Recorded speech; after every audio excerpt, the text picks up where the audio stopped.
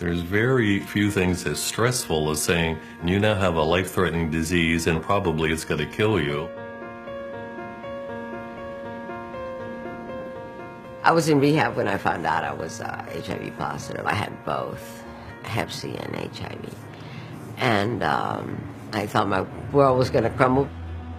I found out February 14th, 1997 that I was HIV positive. I was panicked. I didn't know which way to go.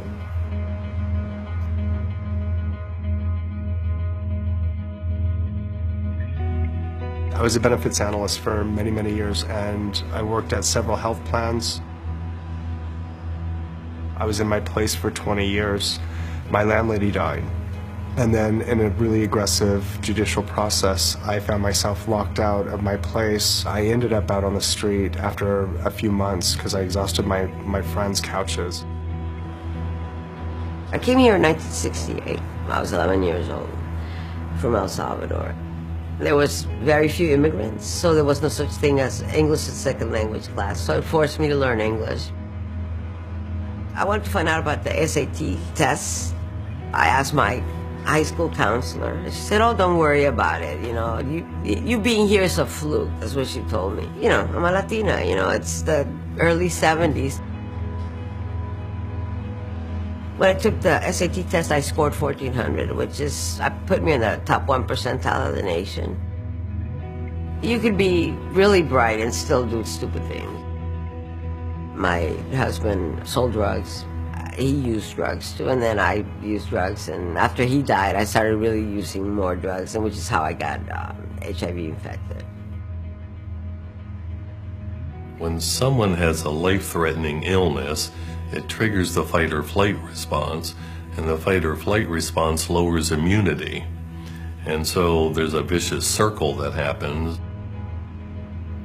When I found out that my T cells were around 300 and dropping, and there was not a lot that was being done to address it, I started to panic.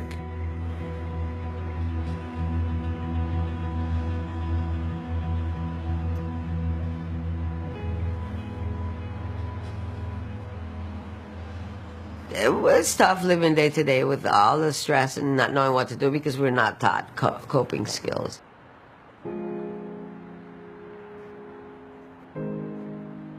Stress level goes up, which causes immune system to go down. So anything that the person can do that interrupts that and provides a sense of relaxation and safety will be immune enhancing. TM is a great example of that.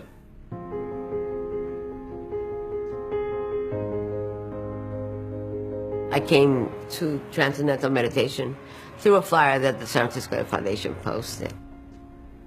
I felt the serenity, the peace that I hadn't had before. The stress was slowly leaving me. And the more I did it, the less stress I felt. When I started meditating, my body began to fight back. I'm currently over 1,200 T cells, and I feel great.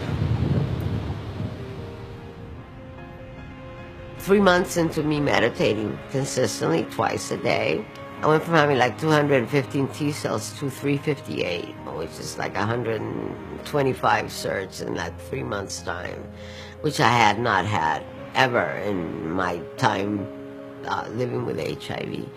And the only thing that had changed in my life was the fact that I was meditating. And since I've been meditating, it's been consistently going up.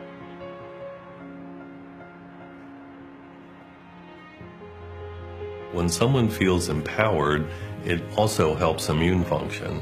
And so to have a technique in your own toolkit like TM that you can implement on your own is what we call self-empowering, and that's a huge piece.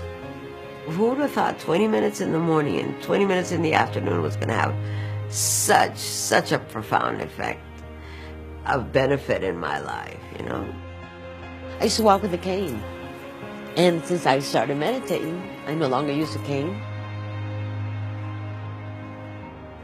I like walking, you know, and I walk fast. I don't, you know, I'm, you know, former New Yorker, man. You know, New York, if you stroll, you get trampled. I'm actually going to have a quinceañera for my HIV. I'm going to celebrate 15 years of being HIV positive. You can have a full, very rich life even though you're HIV positive. It's no longer the death sentence that it used to be. I had some of my most stoic, always incredibly supportive mentors through the AIDS Foundation, and I wanted to emulate that for other people and be able to give back. And I started trying to reach people and teach them about HIV. Hi, Michael. How you doing? We're great friends.